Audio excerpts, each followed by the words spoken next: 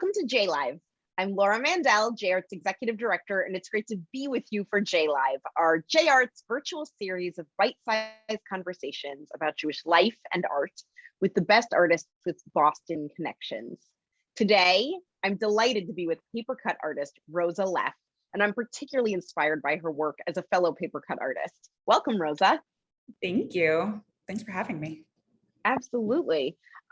So I just love that your work is so different than any traditional paper cutting I know that I've seen, and I know that's something that you really pride yourself on in your work. So let's start by looking at a piece you made that's called There Goes the Neighborhood. Absolutely. All right, so tell us about this piece. This piece it's funny because it's one of those pieces I look at it and I'm like, yes, this is my comfort zone and this is my home. And it is actually quite literally just a few blocks from where I live. But I love cutting tiny bricks. Like if I wake up and I'm having a bad day, I'm like, I'm going to go hide in the studio and cut bricks until I feel calm and good and happy again. But it's also it feels like home because of the cityscapes. And I think there's kind of this thing where it could be almost any East Coast city. So this one is Baltimore, but I love that it has that little bit of a universal quality to it. And I did this piece, shortly after the murders of George Floyd and Breonna Taylor. And I live in a predominantly white community, mostly, middle, upper class. And I just had no idea what the politics of the area was. I was still relatively new here. And I was kind of curious to see what was going to go on, especially with all of the protests and everything happening in the city. And then I started seeing all of these BLM flags popping up all over my neighborhood. And it was just like this little exhale and like, oh, okay, we're cool. And I actually put a card with my website and everything under their door to let them know that I had made this paper cut. And then they shared it on their social media. And it was a fun way to connect with neighbors. I love how you really are building community through your work. I'm glad they approved of the portrait. I mean, it's absolutely I think that's strange. Like, why are you cutting pictures of my house?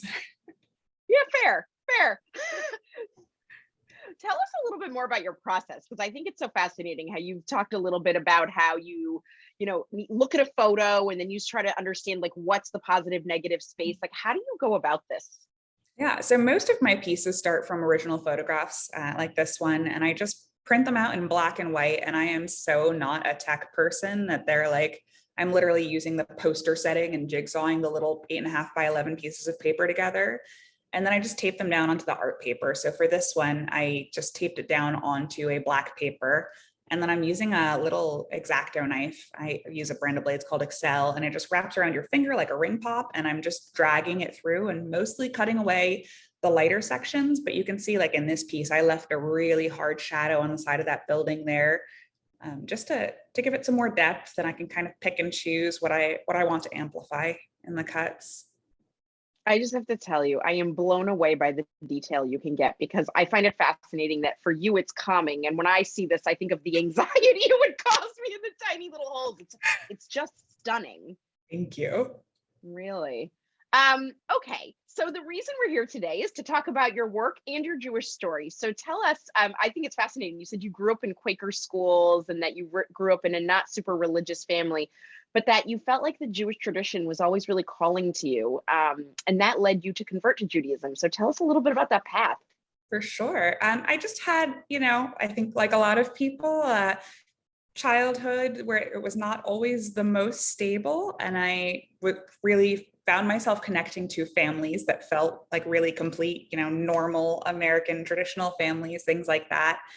And, I had a lot of Jewish friends growing up. And the more I started learning about it, the more I was like, well, this already makes sense. This already feels like what I'm doing and what I believe. And I just kind of, started going to Hillel on campus and as an undergrad. And then I found Congregation Rodef Shalom in Philadelphia. It was close to where I was living at the time. And I just started showing up and going to events. And I just felt so welcomed. And it was like, well, this makes sense. It just got to feel like an obvious choice. And I was like, well, I guess I'm just not Jewish in name only at this point. So I talked to my rabbi about it and took a class and got myself certified official. I love it. I also think it's interesting because you said something to me that most people don't say. And I think this is really beautiful. You said that Judaism really resonated with you because of the deep connection to the arts and this idea of a lot of handmade work and this appreciation of handmade work. Tell us a little bit more about that. I feel like Jewish homes always have things with stories behind them.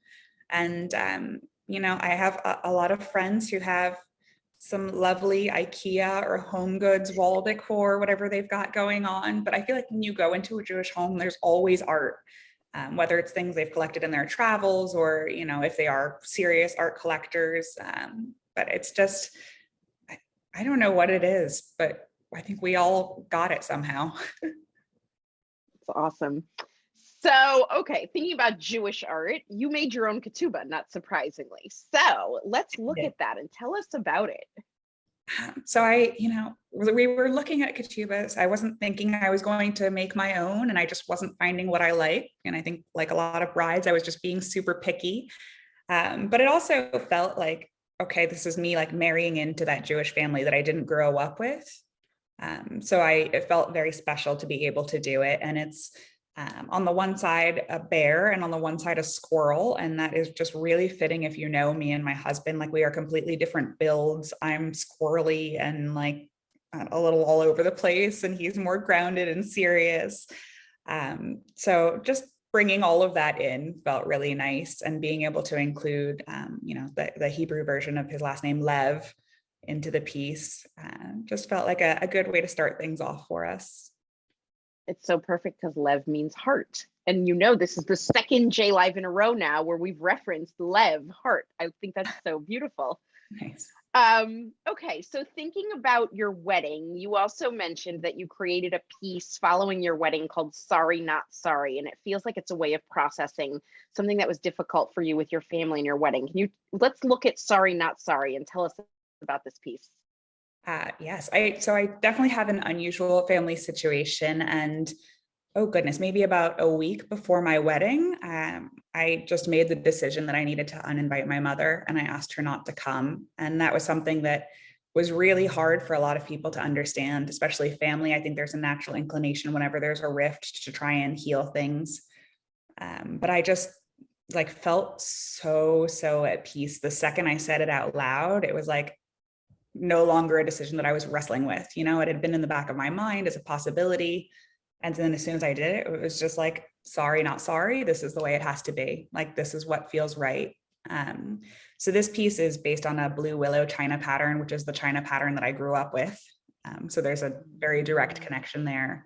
And it's just that idea of like, once a plate is shattered, it can't be put back together, but it can still be beautiful. So it's these separate pieces that are, I think this shattered paper plate is beautiful, but you can't put it back together. You can't make it one piece again. Well, which is also so perfectly symbolic of when we break the glass of the plate in a Jewish wedding. Yes, I have not figured out how to paper cut a glass yet. I did once do a Wendy's cup. That's really cool. I also just have to say the fact that you paper cut on a paper plate is kind of astounding. Thank you. Yeah, it's just really cool. On the lip. They're not too hard to work with. Well, and I think it's fascinating because it's using the most mundane of materials. Mm-hmm. And I think a lot of times with like paper cuts, people don't realize that that's what they are. It's a relatively forgotten, unfortunately, folk art medium. But when people see that paper plate, they know it's a paper plate, and they're like, wait, but there's holes in it. And it gives them a chance to sort of understand what I do a little bit better. Yeah, absolutely. Tell us about this piece that we're looking at. Oh, this is called a Let Them Eat plate. So when I was growing up, my family was not great with budgeting. So we had these kinds of highs and lows of, sometimes we would go to the grocery store and fill a cart and it would be overflowing. And then we would have food going bad in the refrigerator. And then sometimes there wasn't enough, which I think is a thing that is hard for some people to understand, because I know I've said that before, and then people construct this crazy narrative where they're like, oh, she was starving. And I'm like, no, I wasn't starving. There were just these moments of, highs and lows. But this piece I think is also kind of fun because to do the bite marks, I wanted to be able to get them to match my teeth. So I was literally in my fridge just taking bites out of things. And my husband's like, what are you doing? And I found that Cabot cheddar was perfect because I could cut a thick slice of cheddar and bite into it and then use that to trace onto a piece of paper the shape of my teeth and then use that to map it out onto the plate. The genius and crazy things you figure out for art. Don't worry, taking one bite out of everything. But the background paper is like this metallic shimmery pink because I really did also want to emphasize the fact that I had a great childhood in a lot of ways and that I had a lot of fun and had joyous times. So it's just that kind of lighthearted way of talking about difficult things. Yeah, well, I think you have such an incredible way of approaching, as we said, social justice and your own life through these incredibly mundane materials and meticulous cutting skill. Thank you. Wow. So you already mentioned up at the top that some of your pieces have been made in response or in the wake of George Floyd's murder, and we have a few more pieces that I want to look at. Tell us about this. Sure. So this is based on a photo that I took during one of the protests here in Baltimore. And it was just so interesting to me to see, like maybe 1 block away, the crowd is marching towards this man and he's just staring down at his phone, like seemingly completely oblivious to all of this. And I'm like, are you just tired? Like, is this your way home from work and you are just checked out? Do you not care? Like, I felt so amped up and angry that I'm like, how are you just sitting there? Like, how is anybody just sitting there? But of course, I know nothing about his circumstances or what was going on. But it just felt, like this big city building and the contrast of it, it felt kind of oppressive. I don't often work in black and white, but the black and white just felt hard. It felt very appropriate. It felt like it had the severity that the scene needed. Yeah, it's really incredibly striking. I mean, I can't stop looking at the posters and the way you have the inverse cuts on the justice poster behind him and on the side. The dichotomy there is really striking. Thank you. Yeah, so this one is based on a photograph by another artist, Philadelphia photographer Connor McHugh. And where I was living at the time, my studio was on the 3rd floor of my house, and Baltimore just had these helicopters circling nonstop, and it was so loud. Like, I would turn on the TV and try and crank up the volume to try and drown it out, and it just was not working, and I couldn't focus on my paper cutting at all. So I think, like a lot of people, I got sucked into the doom scrolling on my phone and came across this photo of Connor's on Instagram. And I sent him a message and I was like, you have to let me cut this. And I did it really fast, actually. And I think it was just that I had that like frustration and that urgency and I needed to get it out of my system. So, he took this during a protest in Philadelphia, and I just really loved the message of it. I loved that breathe is misspelled. It just felt so fitting for the frustration and everything that we were feeling. Wow. All right. Well, next, I would love to ask you about something in a very different vein. You said you worked on this food container project. Yes. So let's cheer things up a little bit. Yeah, exactly. But I'm just, first of all, I was just taken by this because the sheer detail in it is just kind of mind-boggling. I'm amazed by your ability to cut. But I was also laughing because for years we did a program called the Mushu Ju Show on Christmas Eve here in Boston. And so I looked at this and I thought to myself, oh, it's a paper cut of the Mushu Ju Show. But tell us about this piece and what was this food container project? Would have used it to advertise if we had known. We should have linked up. So the food container project was artists were invited to decorate these containers, and when they sold, the proceeds all went towards Philabundance food pantry in the Philadelphia area. So it was around the holidays, and it did not need to be holiday themed, but I guess that's just what was on my mind. And I think everybody recognizes the pagoda. The blue is the Spode Judaica China pattern. And so even though I did not grow up Jewish, my family, we grew up celebrating Christmas, but not in any kind of a religious way. It's just like, let's open presents and eat too much.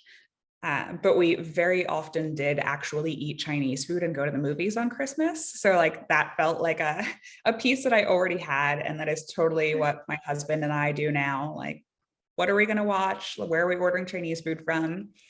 So I called this one Christmas Samea. And it was a fun little piece. I actually put a little LED votive inside of it when we displayed it to be able to highlight some of those tiny details a little better. Wow. Yeah, I mean, I can only imagine how incredible that must be to see in person because your details, just incredible. Thank you. So in this theme of paper plates and food containers, I'm also blown away by the fact that you cut on paper towel. That is just astonishing to me. So I want to look at a piece you call Like Mother. Tell us about this. Mhm. So paper towels are really hard to work with. I don't recommend it. I have a higher failure rate with my paper towels than anything else. But I was just kind of thinking about, not actually my mother, but about my grandmother and her home. And she had, perfectly curated everything, period, antiques, matching. And I'm just like, I want to call it eclectic because that sounds nice, but probably like all over the place is a better descriptor there. And I do have some antiques, but I also have, my like clear acrylic Louis style dining chairs and very modern things in my home too. And my grandmother, for sure, she was like a cloth napkins every single time kind of gal. And I am like, here's a paper towel. Are we using paper plates? Like, keep it simple. I'm tired. Yes, agreed. Amen. So I think it's no wonder that we actually met really through the Beacon Gallery here in Boston. We've worked with the Beacon Gallery and Christine O'Donnell many times because they really are looking to be a space for social justice through art. And I love that you had a show there last year. So tell us about this piece, Daily Bread. Yeah, so it was a group show and it was perfect because I kind of hit Christine up out of the blue and told her who I was and said like, hey, I want to work with you. And she goes, I'm putting together this show called Urban Landscapes. What do you have? I'm like, yes, that's me, Urban Landscapes.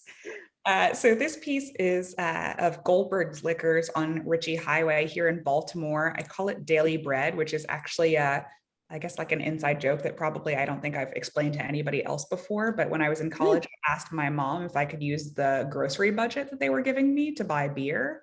And she was like, well, it's kind of like bread. So, which is how the liquor store piece ended up being called Daily Bread.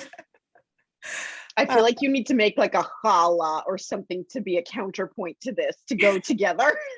Probably.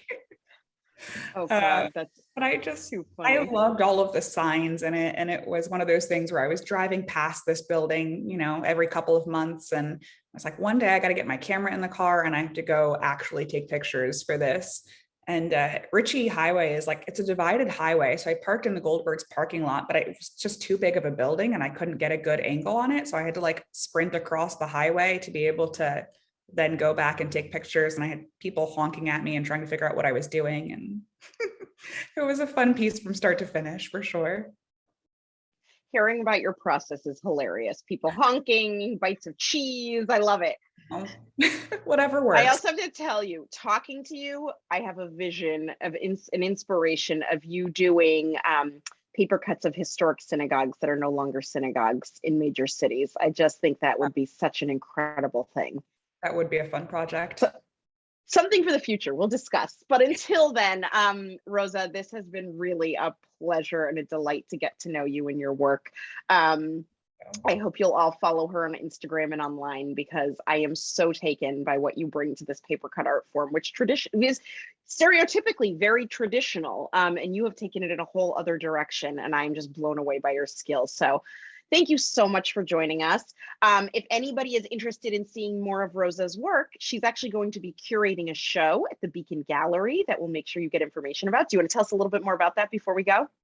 I don't have contracts locked in, so I can't tell you who's going to be in it, but I will say that this is very much the people I would love to collect, the people who are on my list. So it's definitely some gems for sure. And it's really just about the diversity of what's going on in contemporary paper cutting. So you're going to see a lot of very different styles.